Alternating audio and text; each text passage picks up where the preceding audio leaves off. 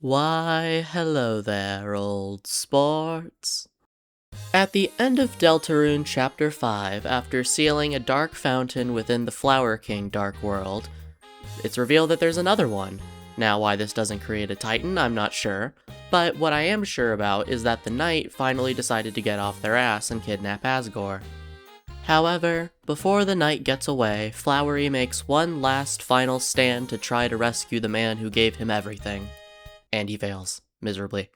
Both earlier on in the chapter, and right before Flowery and the Knight clash, it's brought up that Flowery has fake stats. Now, while many people just took this line as an opportunity to extend that stupid fraud joke that I hate even more than the stupid bird that I hate, I personally feel like it opens up some questions, and it opens up even more possibilities. Now, multiple times the Dark Worlds are alluded to be somewhat illusory, or they're fake in some sense. It's kind of meant to be not real, but sort of real simultaneously, because during the info dump in Chapter 3, Ralsei explains that the idea of the Dark Worlds kind of comes from that weird sense of unsolidness that you get when you're looking into the dark. Things can take on more shape as your mind fills in the gaps.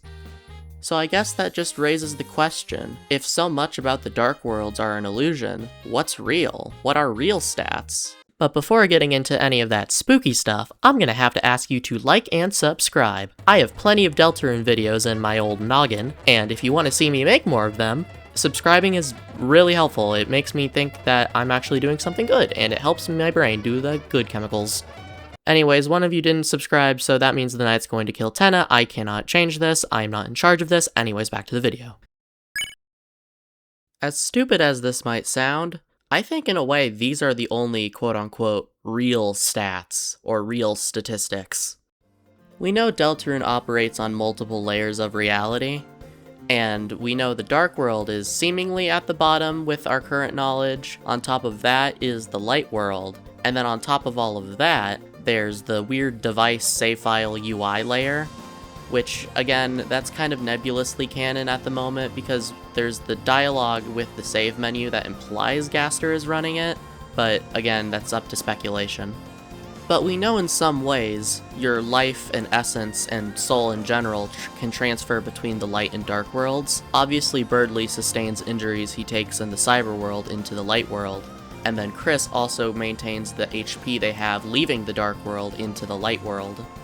So the assumption I've been working under since at least Chapter 2 is that just as a traditional Darkner transforms based on the experiences and memories associated with the item, a Lightner going into the Dark World their body gets transformed in those same ways, but since they are a living being, their life and statistics, in a sense, get transformed as well. Now, this theory does kind of get a wrench thrown in it by Ralsei, just because he doesn't really fit cleanly into this sort of framework, but Ralsei doesn't fit into a lot of frameworks, so we're just going to push him to the side for now. Back in the Chapter 1 days when, well, all we had was Chapter 1, there was this really persistent and very annoying theory that everything we see in the Dark World is just make-believe. And not in like a metaphorical sense like we are working on nowadays. It was like an idea of, oh yeah, none of that happened in any sort of way. It was just Chris and Susie playing pretend in a closet. But I've grown and matured in the almost 8 years since Deltarune Chapter 1 came out, oh god. Ignoring the scariness of time, in the 8 years since Deltarune Chapter 1 came out, I've grown a lot and I've realized that maybe parts of this theory can be true, even if the general gist wasn't. Now, the theory that came out in Chapter 1 was more so a coma theory type of deal, where it's like, what if all of the fantasy elements that you experience were actually fake and everything's sad and depressing? That sort of theory. But as I've thought about it, what if the general idea of make-believe is actually important to Deltarune? Now, I don't exactly mean that in the same way a hairbrush becomes an axe in the Dark World, or a pencil becomes a sword. I guess the idea I'm trying to get at here is that we know a dark world, and specifically each dark world within a building, is a reflection, and it's made of, and it's a fantasy of, the person who created said dark fountain, and then everything within that dark world is just kind of part of that fantasy. It's playing a part to uphold that fantasy. even if their priorities are possible to change, it seems that Darkners start out wanting to support Lightners and to serve them. So in a way, acting out this like cosmic play foretold by the prophecy means being part of these Dark Worlds and playing their part for the Dark World.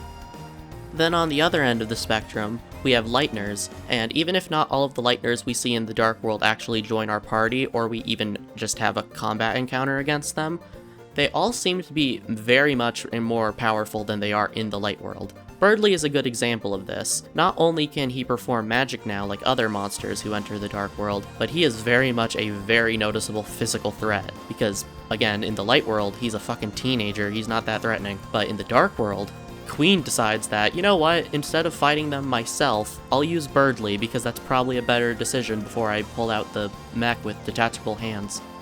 And I think part of this comes back to that idea of belief. In the Dark World, Lightners are more powerful, and so they can do these incredible things. Lightners are important, Lightners are worshipped as gods by the Darkners, and so their strength reflects that. And because the Lightners themselves believe these are these fantasy adventures, or they're kind of detaching themselves in a way from the reality of the Light World, they can be more powerful, they can make that belief manifest into real strength. So what if someone, or rather something, entered a Dark World with no intention of upholding that fantasy? Something that didn't want to play along.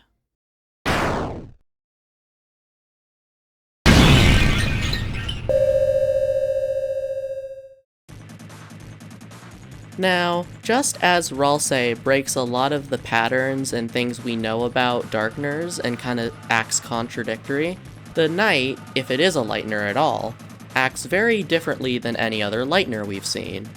At the end of Chapter 3, as the Knight escapes from the Dreamer household and makes their way down to the shelter, we never actually get to see the Knight in the Light World, but I feel like there's a chance that the Knight didn't change at all in the Light World. First of all, it's not like Susie would have pointed it out, because the Knight had a pretty good head start, and it was obviously dark outside, so she probably couldn't get a clear view of them anyway. She just, used basic logic and saw, hey, that figure running away from us is probably the Knight. Second of all, and this is sort of a bundle of points, the Knight is shown to have a extremely great control over its shape and form. And really, other Lightners in the Dark World look very similar to their Light World counterparts, with just kind of some sort of fantasy getup and a slightly hue-shifted skin tone slash hair tone slash feather tone.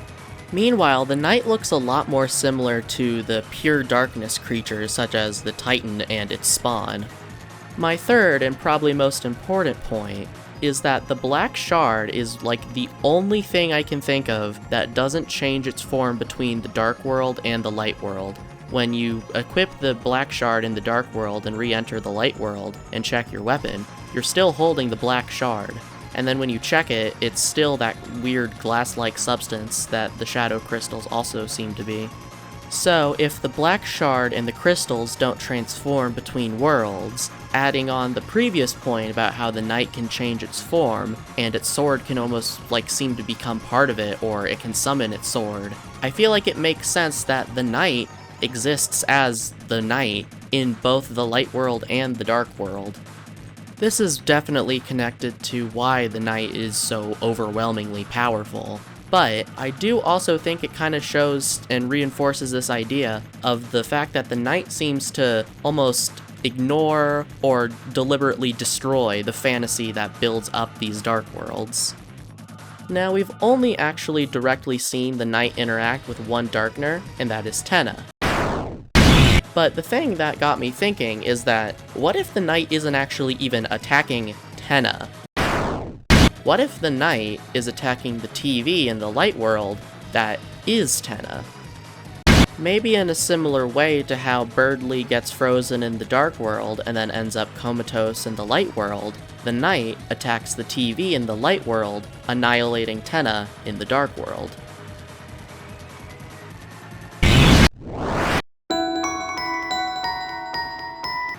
And maybe that's what the swoon projectile is. That's why it feels so out of place, with the screen going black and the white slash appearing across the screen. It's not just the night being so blindingly fast that we can't even react to it. It's the night pretty much slashing through dimensions, hitting us in the light world.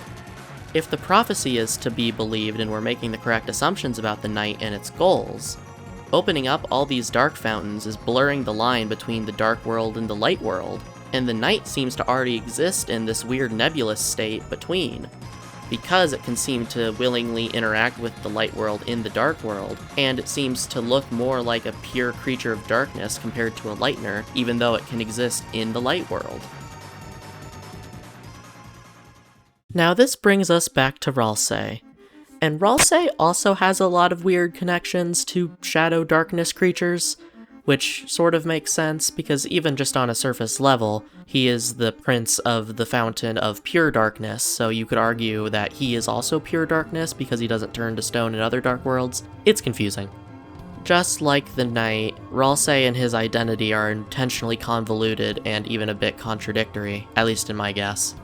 Now, during the Chapter 5 Dark World, during one of his conversations with Flowery, Ralsei brings up the fact that he could burn Flowery to ash in an instant if he wanted to.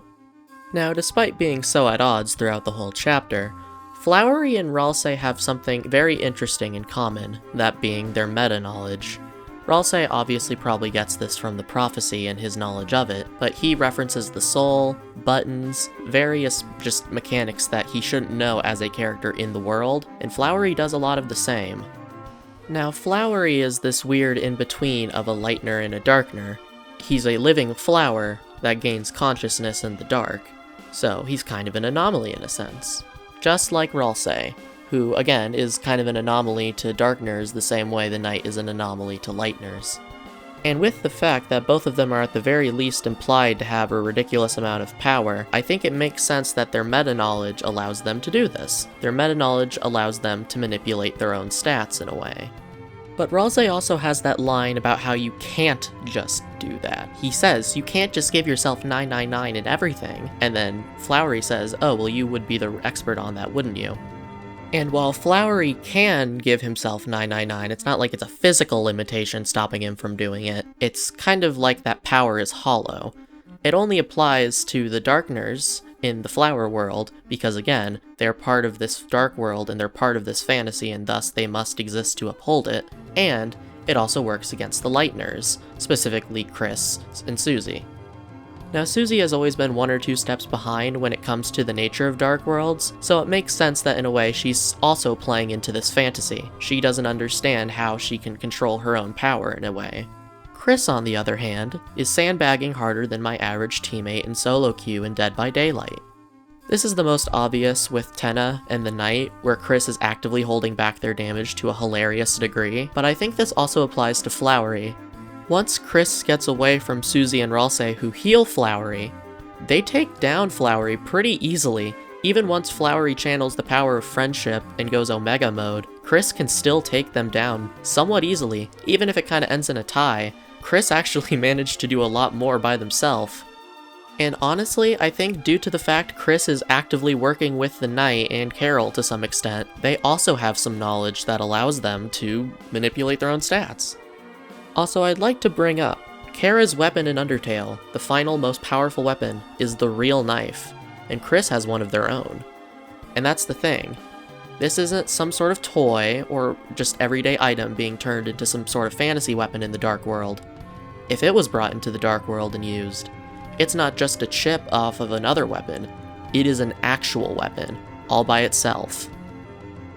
I don't think it's gonna end well if Chris ever uses that on a Darkener. Now, all of this begs the question, why? If the Fun Gang, minus Susie, can manipulate their stats and just steamroll through everything, why don't they? And again, I think it comes back to that idea of fake stats. Flowery doesn't really change much throughout Chapter 5. If anything, his character arc, quote-unquote, is to realize that he wasn't very useless. But going back to the beginning of the video, like I said, if your strength in the light world gets transformed and exaggerated in the dark world, Flowery's just a flower. Yes, he may have had a purpose by giving Asgore meaning, but he's still just a flower. He can crank up his numbers as much as he wants in the dark world, but he hasn't really changed. He's still just a fragile little flower in the light world, and thus, the night can cleave him. However, the Lightners can gain levels in the Dark World, and even though those statistics don't translate back into their Light World forms, they carry over between Dark Worlds and even stack.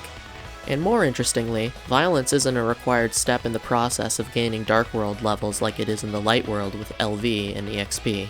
But regardless, the Lightners level up, and that's real. It has an impact. They're not doing it themselves.